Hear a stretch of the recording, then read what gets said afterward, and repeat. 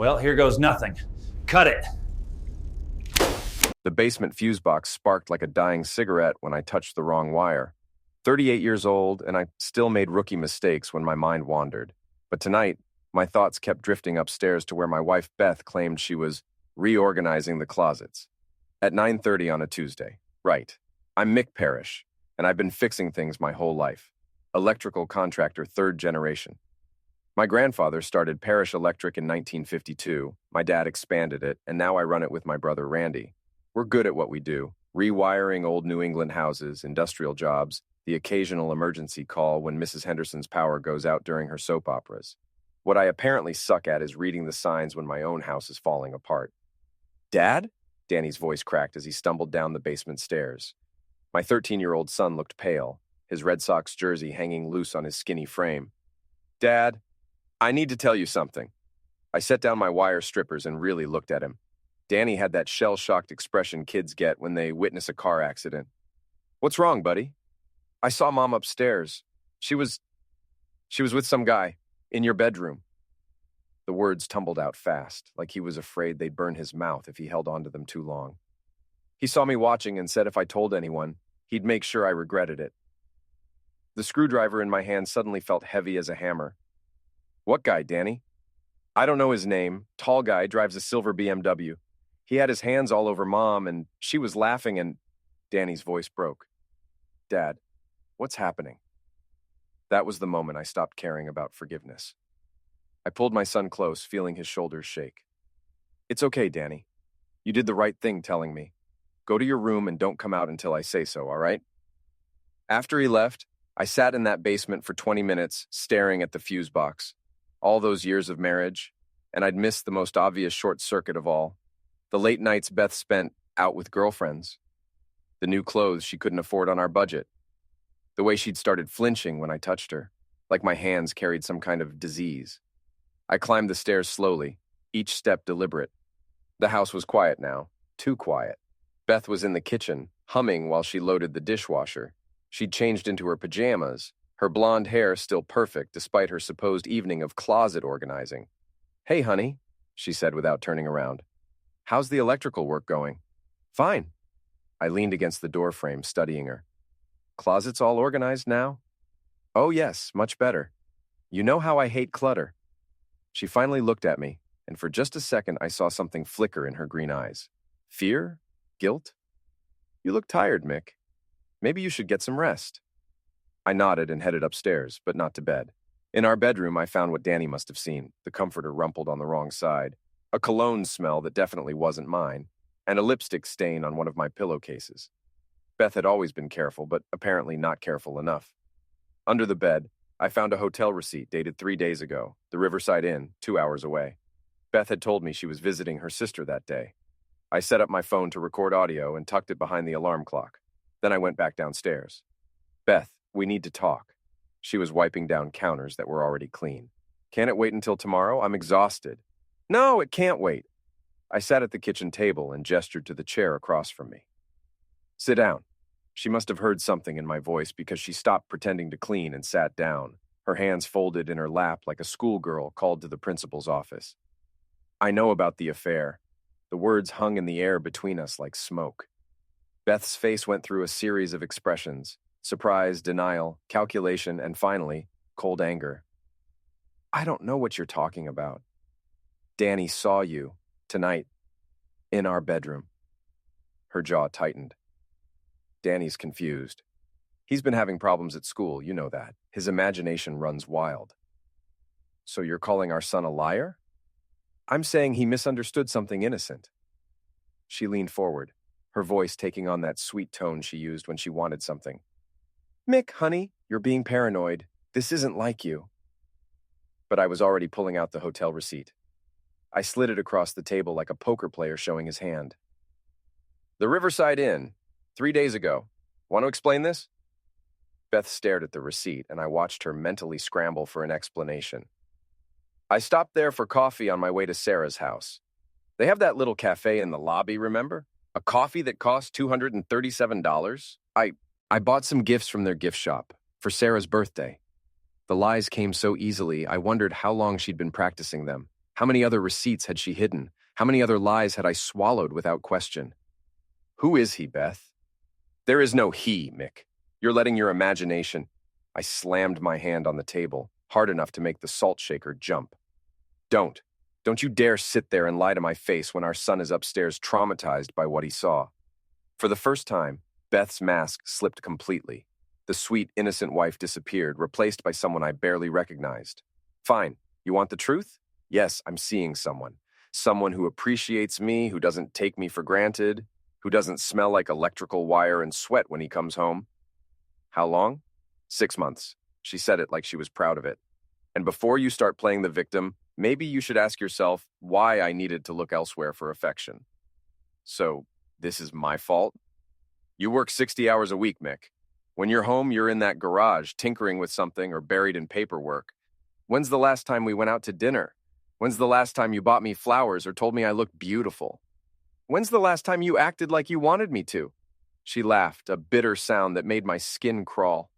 There it is. The real Mick Parrish. Everything's everyone else's fault, isn't it? Poor Mick, working so hard to provide for his ungrateful family. I stood up, my chair scraping against the linoleum. I want him out of my house. Tonight. And I want you to end it. Or what? Or I'll end it for you. Beth stood too, her chin raised in defiance. You don't get to give me ultimatums, Mick. I'm not one of your employees.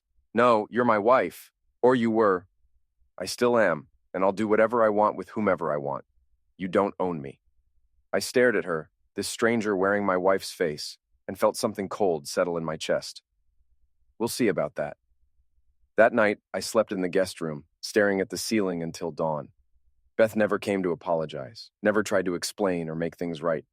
I could hear her on the phone in our bedroom, whispering to someone in the kind of voice she used to use with me. By morning, I'd made my decision. If Beth wanted to play games, I'd teach her the rules. But first, I needed to know who I was playing against. The next morning, Beth acted like nothing had happened. She made breakfast for the kids, kissed them goodbye, and told me she'd be running errands all day. Maddie, our 15-year-old, barely looked up from her phone. She'd inherited her mother's blonde hair and attitude, and lately she treated me like an annoying roommate rather than her father. Danny, though, kept shooting worried glances between Beth and me. Smart kid. He could feel the tension crackling in the air like a live wire. After everyone left, I called my brother Randy. I need a favor, I said when he answered. What kind of favor? Randy had been my business partner for 8 years and my best friend for life. He could read my moods better than anyone. The kind that requires your truck and your complete discretion. Jesus, Mick, what's going on? Beth's cheating on me. I need to find out who with... Randy was quiet for a long moment.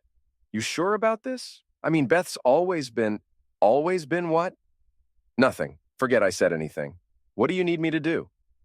That afternoon, Randy and I sat in his pickup truck outside Sheer Elegance, the salon where Beth got her hair done every Thursday. We didn't have to wait long.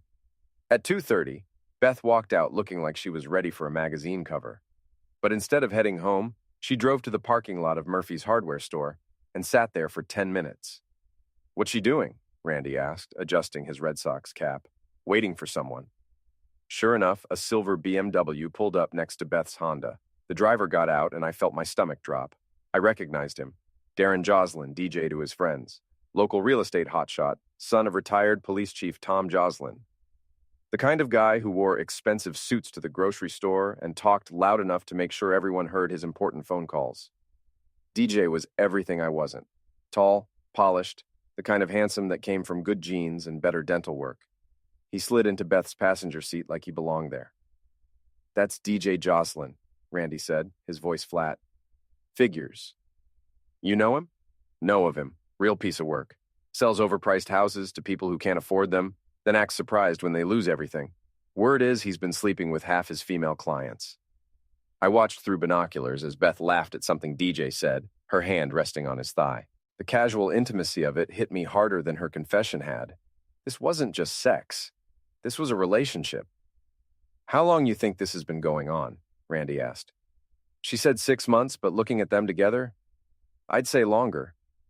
They talked for 20 minutes before DJ got out and drove away. Beth sat in her car for another few minutes, probably making sure the coast was clear, then headed home. That evening, I pretended to work in the garage while actually researching DJ Joslin online. The guy had a flashy website full of testimonials and photos of himself shaking hands with satisfied customers. His social media was all expensive restaurants, golf courses, and motivational quotes about success. But when I dug deeper, using some contacts from my commercial electrical work, I found more interesting information. DJ had been sued twice for misrepresenting properties. He'd been engaged 3 times, but never married.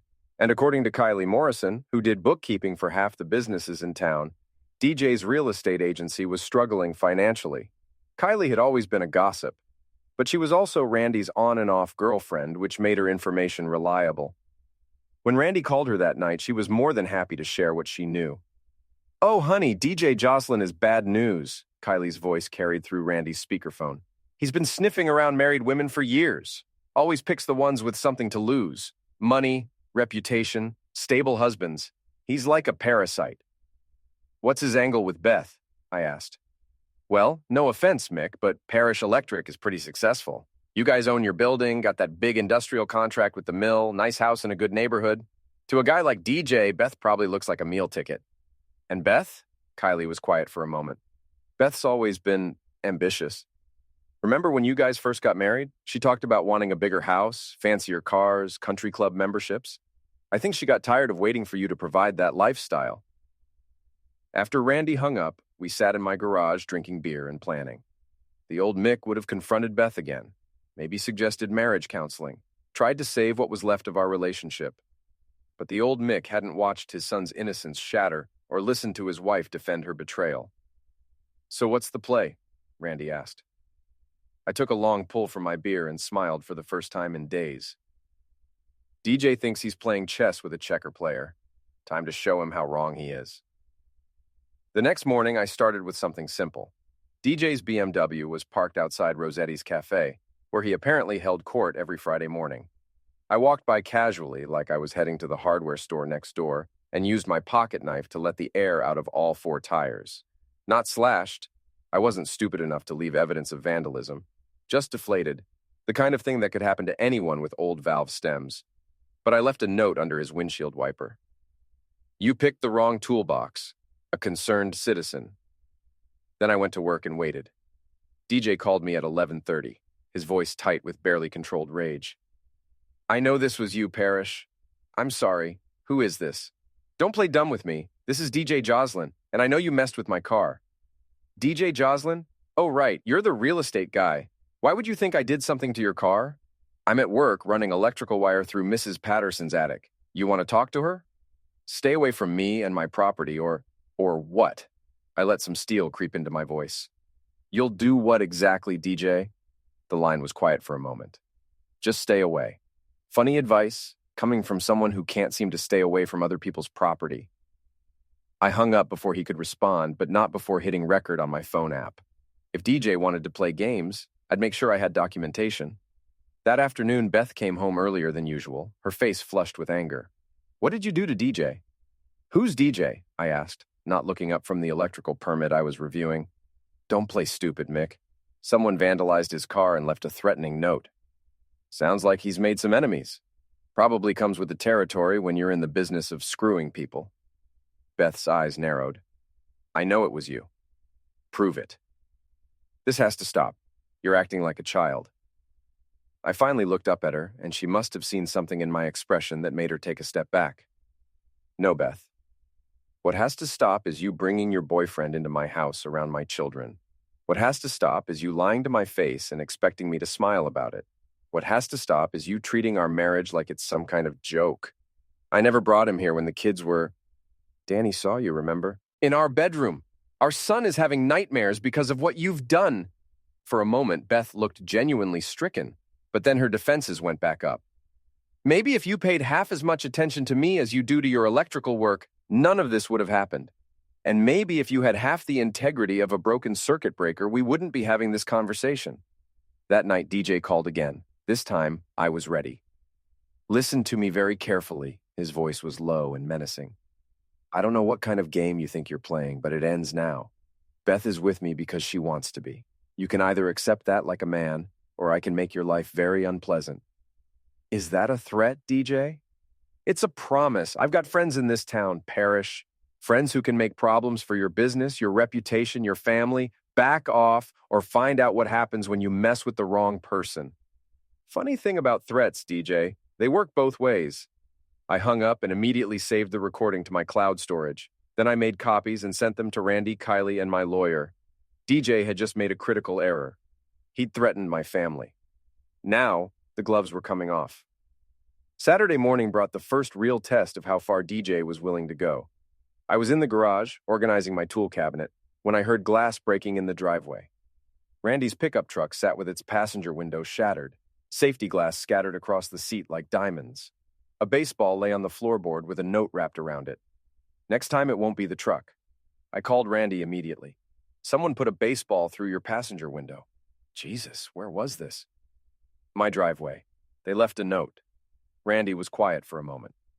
This is escalating fast, Mick. Maybe we should call the cops. And tell them what? That someone who may or may not be connected to my wife's affair threw a baseball at a truck? They'll take a report and file it away. So what do we do? I looked at the broken glass, thinking about DJ's threats, about Danny's nightmares, about Beth's complete lack of remorse. We send a message back. That evening, Beth took the kids to her sister's house for dinner. She'd been doing that more often lately, probably to give herself alibis for her errands with DJ. It also gave me the perfect opportunity to do some reconnaissance. DJ lived in Harbor Heights, the expensive development on the north side of town where all the houses looked like they belonged in a magazine. His place was a colonial with a 3-car garage, professional landscaping, and a security system that was more for show than actual protection. Randy and I parked 2 blocks away and walked through the woods behind DJ's house. The BMW was in the driveway, along with a red Mustang convertible that probably cost more than most people made in a year. Nice toys for a struggling real estate agent, Randy muttered. Yeah, makes you wonder where the money's really coming from. We waited until midnight, then made our move. I'd brought a bag of sand from a construction site and a funnel. While Randy kept watch, I poured sand into the BMW's gas tank. Not enough to destroy the engine, but enough to cause serious problems.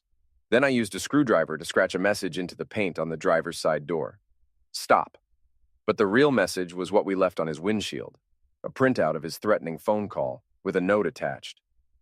Threatening families is a crime. Back off, or this goes to the police, your real estate board, and everyone else who might be interested. The guy with the toolbox.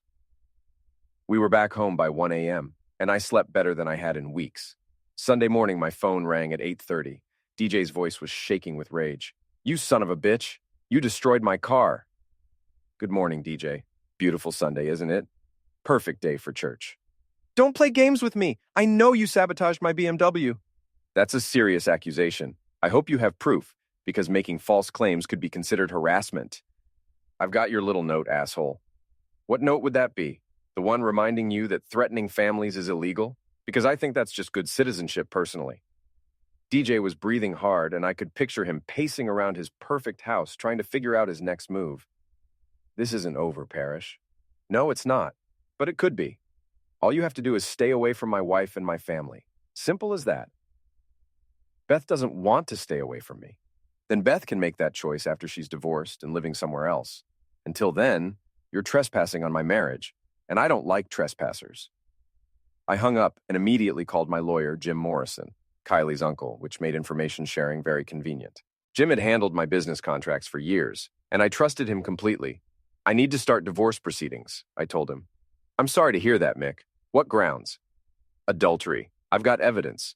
Good. In New Hampshire, adultery affects property division and custody. Document everything: dates, times, witnesses, financial irregularities. And Mick, be careful.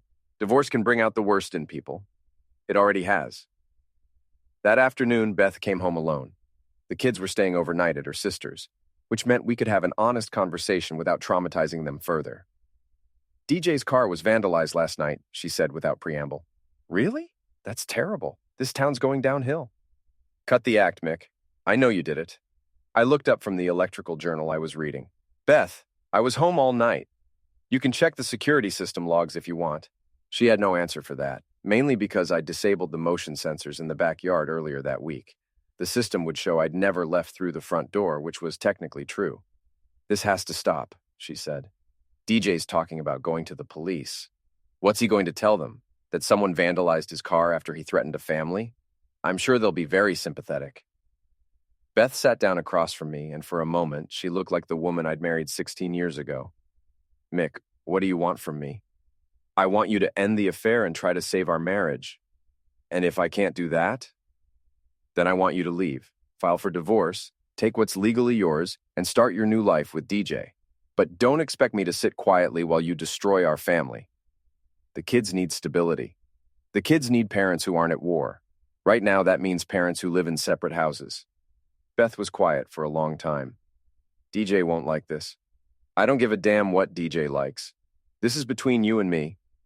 No, it's not anymore. You made it about him when you started harassing him. I closed the journal and gave her my full attention. I made it about him when I found out he was sleeping with my wife and threatening my son. Everything that's happened since then has been a direct response to his actions.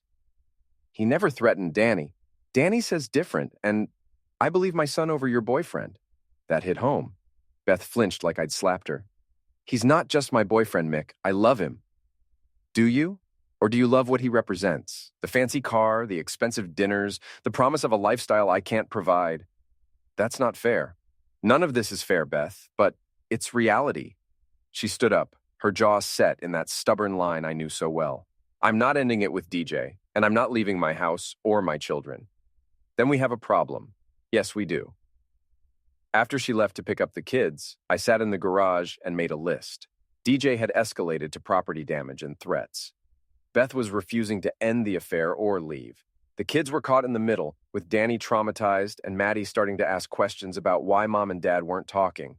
Something had to give, and it wasn't going to be me. I called Randy. How do you feel about a little more direct action? What did you have in mind? It's time to make this public. DJ's been counting on this staying quiet, keeping his reputation intact while he plays house with my wife. Let's see how he handles some community attention. Mick, are you sure about this? Once we go public, there's no taking it back. I thought about Danny's nightmares, about Maddie's confused questions, about Beth's complete lack of remorse. There's already no taking it back, Randy. The question is whether I'm going to let them destroy my family quietly or make some noise about it. All right then, what's the plan? I smiled, feeling that cold certainty settle in my chest again. DJ likes being the big shot around town, right? Let's give him some attention he'll never forget. The war was about to go public, and I intended to win it. Monday morning, I put the first phase of my plan into action. The Copper Tap was the unofficial town hall of our little community, a dive bar where everyone from construction workers to bank managers gathered to drink beer, watch sports, and share gossip. If you wanted information to spread, you started at the tap. I arrived at 5:30, right when the after-work crowd was settling in. Kylie was already there, holding court at her usual spot near the dartboard. She waved me over with the enthusiasm of someone who lived for drama. Mick, Randy told me about the truck window. You okay, honey? I'm fine, Kylie, but I need to ask you something and I need you to be honest. Her eyes lit up. Of course, sweetie. What do you need? What do people around town really think of DJ Jocelyn? Kylie glanced around to make sure we wouldn't be overheard, then leaned in conspiratorially. Honestly, most people think he's a snake. He screwed over half the families in town with his real estate deals, and everyone knows he's been sleeping around for years. Anyone ever call him out on it? Who's going to? His daddy was police chief for 20 years, and DJ's got money and connections. People just avoid him and hope he doesn't target their wives. What if someone had proof of what he was doing? Real evidence. Kylie's eyes widened. Oh, honey, what kind of proof? I pulled out my phone and played DJ's threatening voicemail. Kylie listened with growing excitement, her hand covering her mouth in shock. He threatened your family? That bastard actually threatened Danny? He did, and that's just what I can prove. Within an hour, half the bar had heard the recording. By the time I left, people were looking at me with sympathy instead of the awkward avoidance I'd been getting since word of Beth's affair started spreading. Tuesday brought the next phase. I had a legitimate electrical job at the elementary school, rewiring the gymnasium. It put me in contact with teachers, parents, and school administrators, all people who cared about child safety. When Principal Martinez asked how I was holding up, I made sure my voice carried to the group of parents waiting in the hallway. It's been tough, Mrs. Martinez. Finding out your wife is having an affair is bad enough, but when her boyfriend threatens your 13-year-old son for witnessing something inappropriate, Well, that changes everything. The parents' heads turned immediately. I didn't name names, but in a town this size, everyone would know who I was talking about within hours. Someone threatened Danny? Mrs. Patterson gasped. She'd known Danny since kindergarten. I've got it recorded. The man actually called my house and threatened to make my family's life unpleasant if I didn't back off from my own wife. That's horrible. Have you gone to the police? I'm considering it. But you know how these things go. He's got connections, and I'm just an electrician trying to protect his kids. By Wednesday, the whole town was buzzing. I could see it in the way people looked at me with sympathy, and at DJ with disgust when he showed up at Murphy's Hardware. He tried to maintain his usual swagger, but I could tell the whispers were getting to him. Thursday night, everything came to a head at Maddie's volleyball game. Beth was there with the other parents, playing the role of supportive mother while texting constantly on her phone. I sat on the opposite side of the gym, cheering for my daughter and trying to ignore the pitying looks from other parents. DJ showed up halfway through the second set, sliding into the seat next to Beth like he belonged there. The audacity of it took my breath away, bringing her boyfriend to our daughter's school event, in front of the entire community. I watched them together, Beth leaning into DJ's shoulder while he put his arm around her possessively. They were making a statement, claiming their relationship publicly for the first time. Fine. If they wanted to go public, I'd give them public. During the break between sets, I walked over to where they were sitting. The conversations around us gradually died as people sensed drama brewing. Beth, I said calmly, Maddie's looking for you. She wants to know if you're coming to the team dinner on Friday. Of course I'm coming, Beth replied, her voice tight. Great. And DJ. I turned to face him directly. I didn't expect to see you here. Don't you think it's a little inappropriate showing up at my daughter's school event? DJ's jaw tightened, but he kept his voice level. I'm here to support Maddie. She's a great kid.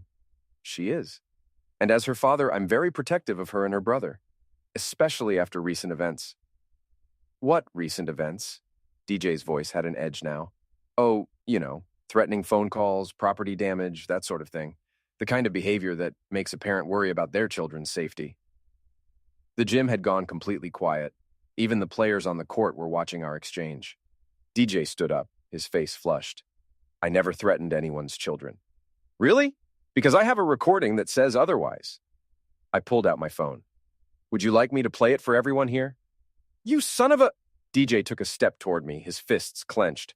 Careful, DJ, we're in a school, surrounded by children and witnesses. Wouldn't want to do something you'd regret. Beth grabbed DJ's arm. Let's just go.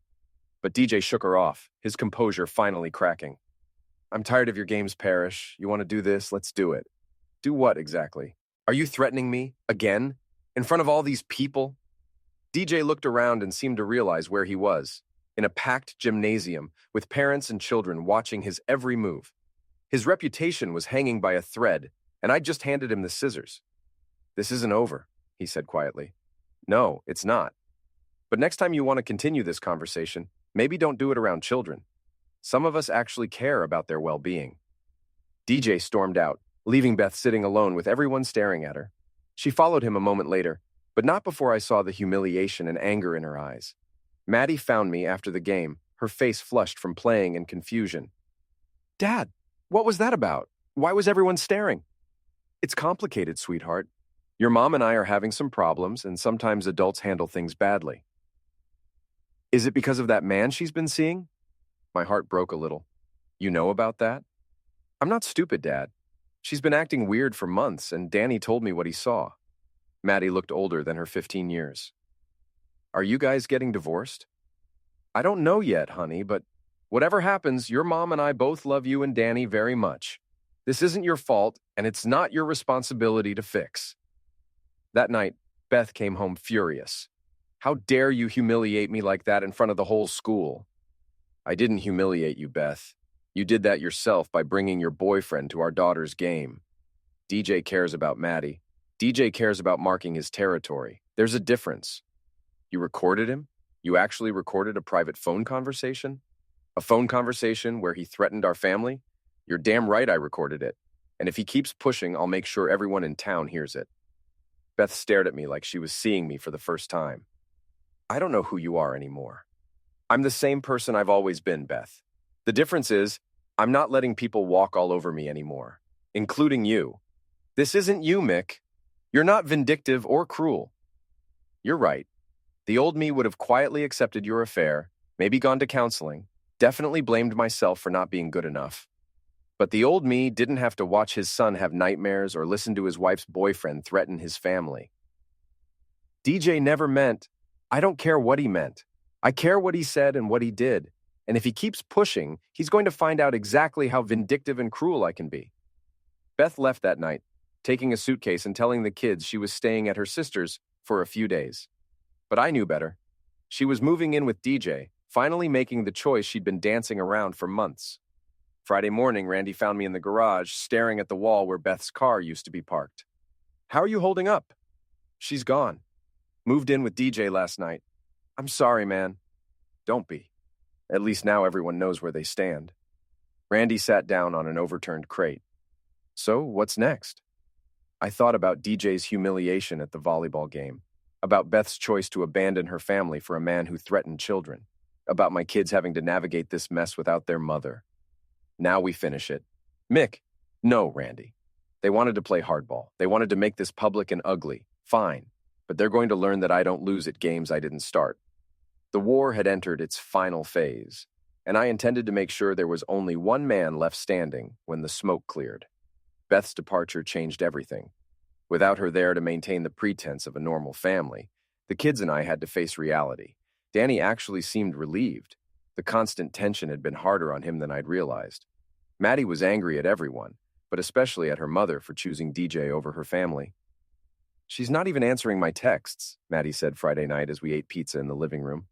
I asked her about coming to my tournament next weekend, and she just said she'd try to make it. Your mom's going through a difficult time, I said, though the words tasted bitter. No, Dad, you're going through a difficult time. Mom's just being selfish. Out of the mouths of babes. Saturday morning brought an unexpected visitor. DJ's friend Shane Murphy showed up at my house, all 6'3" and 250 pounds of him. Shane had been DJ's muscle since high school, the kind of guy who solved problems with his fists and asked questions later. I was working under the hood of my truck when Shane's shadow fell across me. We need to talk, Parrish. I didn't look up from the alternator I was replacing. About what? About you backing off DJ. This whole thing has gone too far. I agree. Your friend should have thought about that before he started sleeping with my wife and threatening my kids. Shane grabbed my shoulder and spun me around. I'm not asking, Parrish. I'm telling. Leave DJ alone or things are going to get unpleasant. I looked down at his hand on my shoulder, then back up at his face. Shane, I'm going to give you one chance to remove your hand and walk away. After that, things are going to get very unpleasant for you. Shane laughed. You? You're going to make things unpleasant for me? You're a skinny electrician, Parrish. I could break you in half. Maybe, but I'm a skinny electrician with a lot of experience handling high voltage, and you're standing in a puddle wearing steel-toed boots. Want to find out what happens when I touch these jumper cables to that water? Shane looked down at the puddle by his feet, then at the jumper cables in my hand, connected to my truck's running battery. His grip on my shoulder loosened. That's better, I said. Now here's how this is going to work. You're going to walk away and never come back to my property. If I see you around my kids, my business, or anywhere else I happen to be, I'm going to assume you're here to cause trouble and act accordingly. DJ's not going to like this. DJ can come talk to me himself if he has something to say. But if he sends you or anyone else to threaten me or my family, I'll make sure the whole town knows what kind of man he really is. Shane left, but not before kicking over my toolbox in a display of petulant anger. I let him go, but I also called Randy and asked him to keep an eye on the house when I wasn't there. That afternoon, I got a call from Kylie. Honey, you need to know something. Beth and DJ were at the Riverside Inn last night, and they were not being discreet. Half the town saw them in the restaurant, and DJ was drunk and loud, talking about how he'd won, and you were yesterday's news. What else did he say? He was bragging about how Beth was going to take you for everything in the divorce, how he was going to be living in your house and driving your cars within 6 months. Real classy stuff. That night, I sat in my garage and made a decision. DJ thought he'd won because Beth had chosen him. He thought he could humiliate me publicly and I'd slink away defeated. He was wrong on both counts. Sunday morning, I drove to Harbor Heights and parked across the street from DJ's house. Beth's Honda was in the driveway next to his BMW, making their living arrangement official. I sat there for an hour, not doing anything, just watching. At 10:30, they came out together, dressed for what looked like a country club brunch. DJ was wearing a golf shirt and khakis, playing the part of the successful businessman.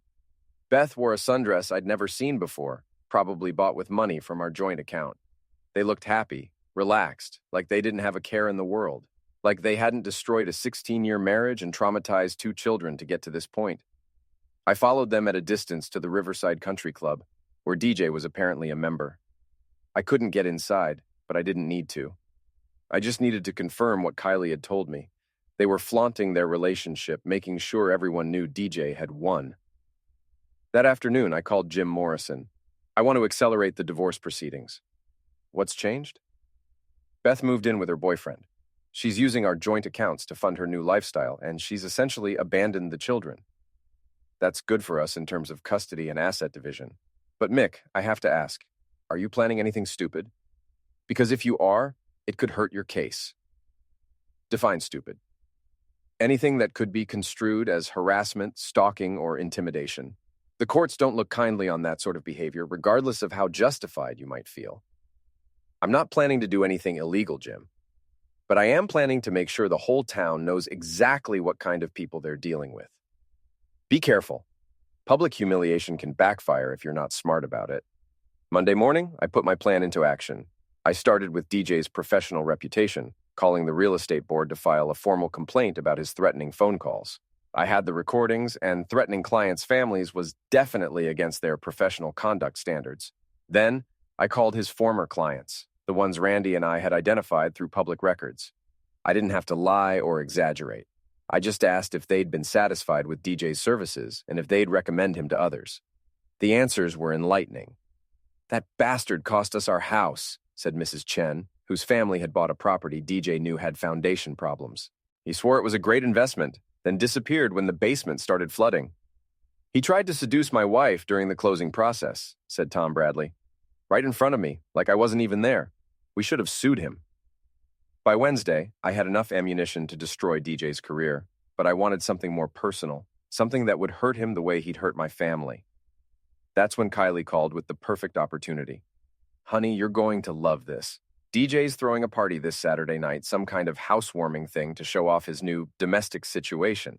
Half the town's invited, including some people who definitely don't approve of what he's been doing." "Interesting. Tell me more." "Well, Beth's been calling it their engagement party, but DJ's been telling people it's just a casual get-together. Sounds like they're not on the same page about their future." Even more interesting. "There's something else, Mick.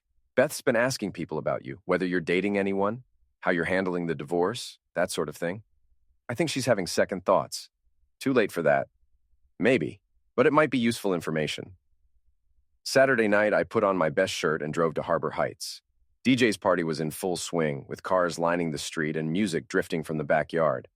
I parked 2 blocks away and walked up to the front door like I'd been invited. DJ answered the door himself, his face going pale when he saw me. "What the hell are you doing here?" "I came to congratulate you, DJ. I heard you were celebrating your engagement." "We're not engaged." "Really? Because that's what Beth's been telling people." "Interesting miscommunication."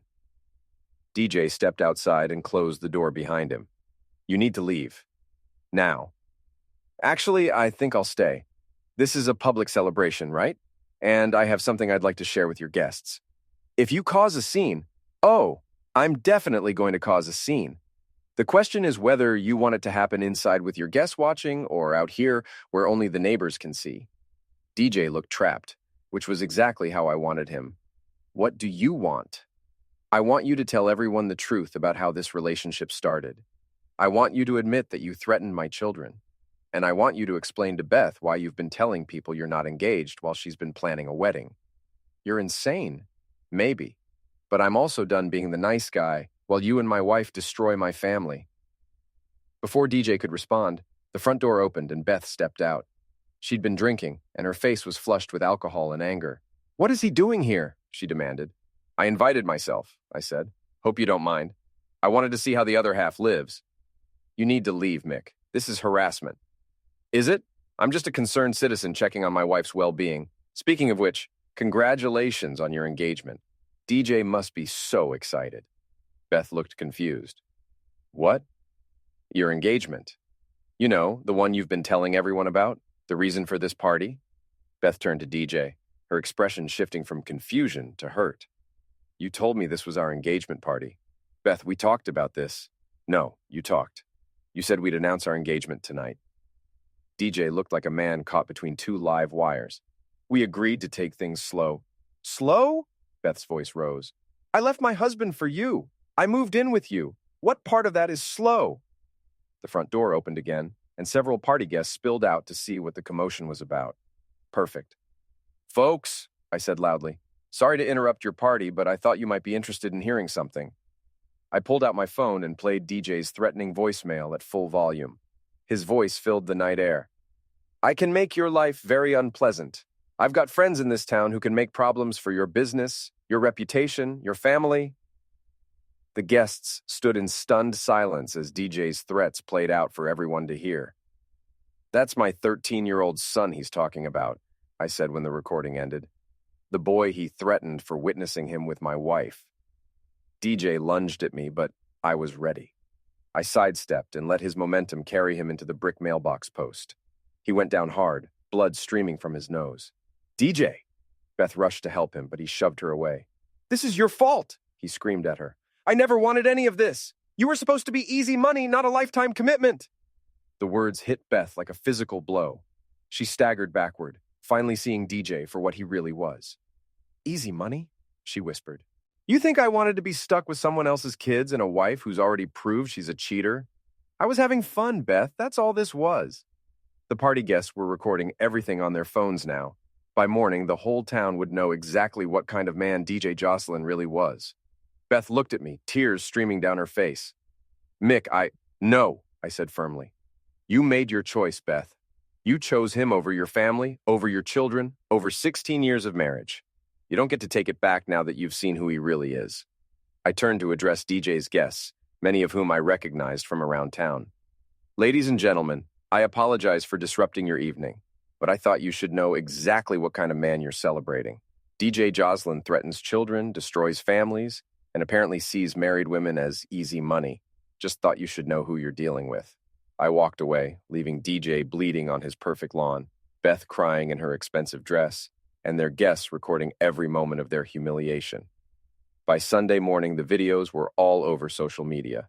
DJ's real estate career was finished, his reputation destroyed, his relationship with Beth in ruins. But I wasn't done yet. The fallout from Saturday night's party was swift and devastating. By Sunday afternoon, 3 different videos of DJ's meltdown had gone viral locally, and his real estate agency had already started fielding angry calls from clients and the state licensing board. Beth showed up at my house Sunday evening, her eyes red from crying, and her expensive dress replaced by jeans and a t-shirt. She looked smaller somehow, diminished by the reality of what she'd thrown away. Can we talk? She asked when I opened the door. The kids are upstairs doing homework. Keep your voice down. She followed me to the kitchen, the same place where this whole mess had started weeks ago, but now the dynamic had completely shifted. Beth was the one asking for mercy, and I was the one holding all the cards. I made a mistake, she began. You made a lot of mistakes, Beth. Which one are you referring to? All of them. The affair, leaving you, believing DJ when he said he loved me. Her voice cracked. I threw away everything for a man who saw me as easy money. Yes, you did. I want to come home, Mick. I want to fix this. I studied her face, looking for signs of the woman I'd married 16 years ago. She was still there, buried under layers of poor choices and shattered illusions. But she was there. It's too late for that, Beth. Please, Mick. I know I hurt you and the kids, but we can work through this. We can go to counseling, start over. No, we can't. You didn't just hurt me, Beth. You traumatized our son, confused our daughter, and chose another man over your family. There's no coming back from that. But DJ's gone now. I left him after what he said at the party. It's over. You left him because he humiliated you publicly and admitted he was using you. If he'd proposed marriage like you wanted, you'd still be there. Beth couldn't argue with that because we both knew it was true. What about the kids? She asked. They need their mother. They need a mother who puts them first. You've proven that's not you. That's not fair. Fair? I laughed, but there was no humor in it. You want to talk about fair? Is it fair that Danny has nightmares about strange men threatening him? Is it fair that Maddie had to watch her mother choose a boyfriend over her family? Is it fair that I had to listen to my wife defend the man who threatened our children? Beth flinched with each question, but I wasn't done. You made your choice, Beth. You chose DJ over us, chose excitement over stability, chose yourself over everyone else. Now you have to live with the consequences. I was unhappy, Mick. I felt trapped, ignored, taken for granted. So you decided to blow up our family instead of talking to me about it. I tried to talk to you, but you were always working, always busy with some electrical project or business crisis. And you were always shopping, always out with friends, always finding reasons to avoid spending time with your family. We both contributed to the problems in our marriage, Beth, but only one of us decided to solve them by sleeping with someone else. We sat in silence for a moment, the weight of 16 years of marriage and its destruction hanging between us. What happens now? Beth asked finally. Now you find somewhere else to live while we work out the divorce details. Jim Morrison will be in touch with your lawyer about custody arrangements and property division. I don't have a lawyer. Then you better get one. And Beth, given your recent choices, I wouldn't expect the custody arrangement to be particularly generous. She started crying again, but I felt no sympathy. I'd used up all my compassion for Beth Parrish weeks ago. Monday morning brought more good news. DJ's real estate license had been suspended pending investigation, and 3 former clients had filed formal complaints against him. The man who'd thought he could threaten my family and steal my wife was learning that actions have consequences. Kylie called around noon with the latest gossip. Honey, you are not going to believe this. DJ's been evicted from his fancy house in Harbor Heights. Turns out he was 3 months behind on the mortgage and only kept up appearances by borrowing against his business. Interesting. Where's he living now? His mother's basement, from what I hear, and Beth's staying at that cheap motel out on Route 9, the one with the hourly rates. The irony was perfect. The woman who'd left me for a more glamorous lifestyle was now living in a Fleabag motel, while her boyfriend had moved back in with his mother. But the real victory came Tuesday afternoon, when Principal Martinez called to tell me that DJ had been banned from all school property after several parents complained about his presence at the volleyball game. We take threats against students very seriously, Mr. Parrish, she said. I want you to know that DJ Jocelyn will not be allowed anywhere near our children. I appreciate that, Mrs. Martinez. My kids' safety is my top priority. Of course. And Mr. Parrish, I hope you know that the entire school community supports you and your family during this difficult time. Wednesday brought the final piece of the puzzle. Jim Morrison called with an update on the divorce proceedings. Beth's lawyer wants to negotiate, he said. Apparently, she's realized that her adultery and abandonment of the children have put her in a very weak position. What are they offering? Essentially, she'll accept minimal custody every other weekend and 1 evening per week in exchange for a quick divorce and a modest settlement. She's also willing to waive any claim to the business or the house. And if I say no, then we go to court, where her adultery becomes a matter of public record, and she likely gets even less. Her lawyer knows this, which is why they're trying to settle. I'll think about it. But I'd already made up my mind. I wanted this over, wanted Beth out of our lives so the kids and I could start healing. Thursday evening, Maddie found me in the garage working on an old radio I'd been meaning to fix for years. Dad, are you and Mom really getting divorced? I set down my soldering iron and gave her my full attention. Yes, sweetheart, we are. Good, she said, surprising me. I was afraid you might take her back. Why would that be bad? Because she doesn't deserve you. Or us. Maddie sat down on my workbench, swinging her legs like she used to do when she was little. I used to think you worked too much, that you cared more about your electrical stuff than about us. But I was wrong. I did work too much, Maddie. Your mom wasn't completely wrong about that. Maybe. But you worked to take care of us. She cheated because she wanted more stuff, more excitement, more attention. There's a difference. My 15-year-old daughter had figured out in a few weeks what it had taken me months to understand. I'm proud of you, Dad, she continued. You could have just let them walk all over you, but you fought back. You protected us. I love you, sweetheart. You and Danny are the most important things in my life. We know. That's why we're not mad at you for what happened at DJ's party. He deserved it. Friday morning, I called Jim Morrison and accepted Beth's settlement offer. By the end of the day, the papers were signed and filed. My 16-year marriage was officially over. That evening, Randy and I sat in my garage drinking beer and listening to the radio I'd finally gotten working. "So what's next?" he asked. "Next, I focus on being a good father to my kids and building my business. Maybe eventually I'll start dating again, but not for a while. And Beth? Beth made her choices. She'll have to live with them. Think she's learned her lesson?" I considered the question while I adjusted the radio's antenna. I think she's learned that actions have consequences. Whether that's the same thing as learning her lesson, I don't know. What about DJ? DJ's finished in this town. His reputation's destroyed, his business is gone, and everyone knows what kind of man he really is. He'll probably have to move somewhere else and start over. Good riddance. Yeah, good riddance.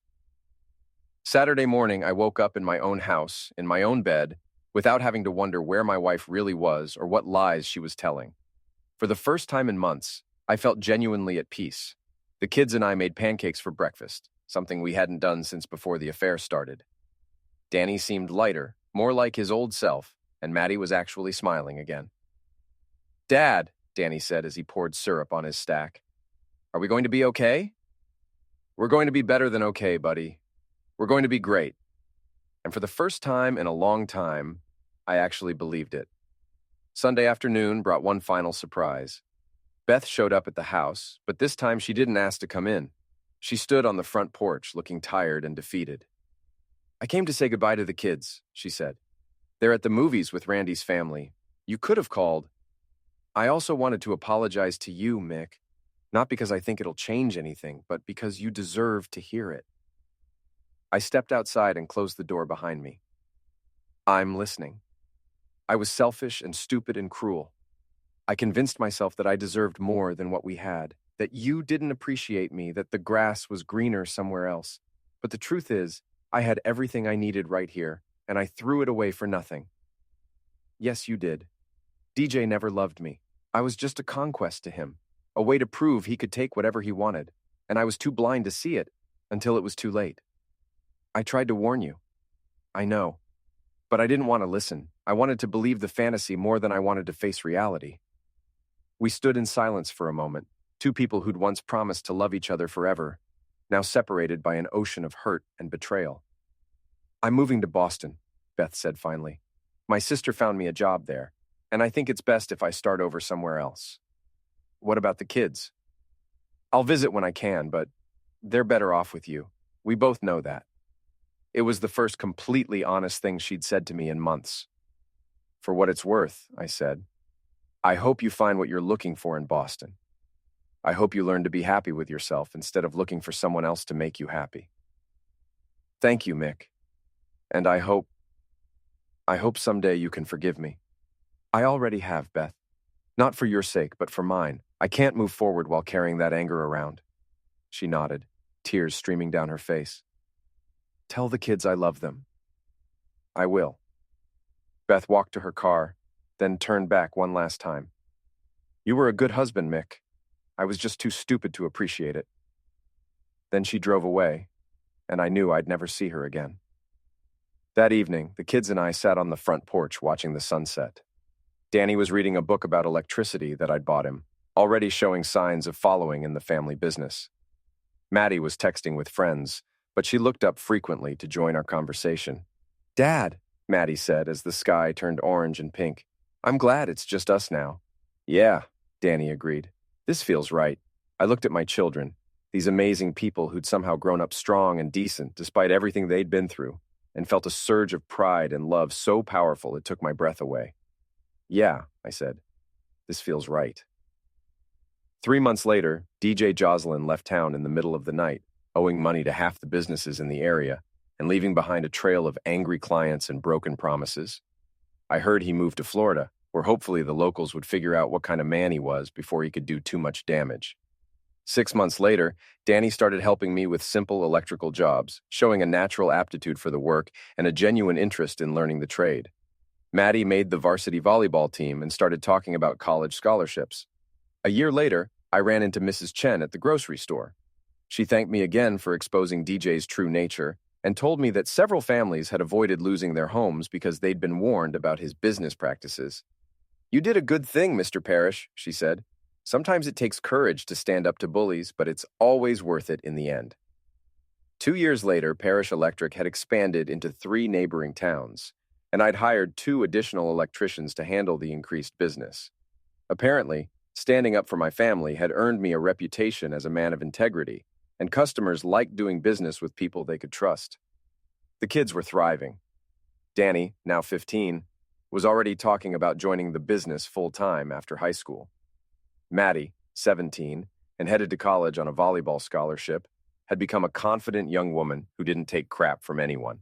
As for me, I'd learned that sometimes the only way to fix what's broken is to burn it down and start over.